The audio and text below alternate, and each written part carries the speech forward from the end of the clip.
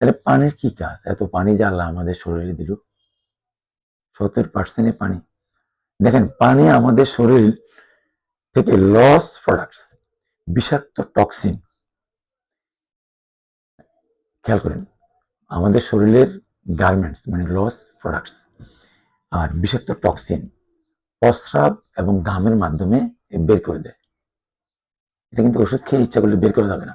শরীরের টক্সিন আপনি ইচ্ছা করলেই বের করা যাবে না, এটা আল্লাহ ওইভাবে সিস্টেম করে দিছে। আমরা যে বাজে খাবার খাবো, খারাপ খাবার খাবো, সেটা আল্লাহ জানে।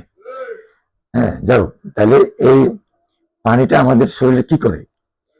আমাদের লস প্রোডাক্টস এবং বিষাক্ত টক্সিন বের করে দেয়।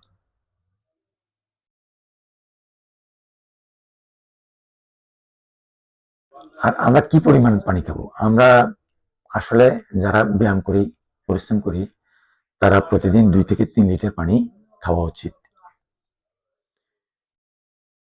আর ভালো পানি আপনি পেতে হলে, ভালো পানি পেতে হলে ওয়াটার আয়োনাইজার মেশিনে ফিল্টার করে পানি পান করলে সবচেয়ে ভালো। এই মেশিনটি অবশ্যই দামি। আর এমনিতে আমরা যে পানি খাই, এই পানিতে সামান্য পরিমাণ পিঙ্ক সল্ট মিশিয়ে নেবেন, তাইলে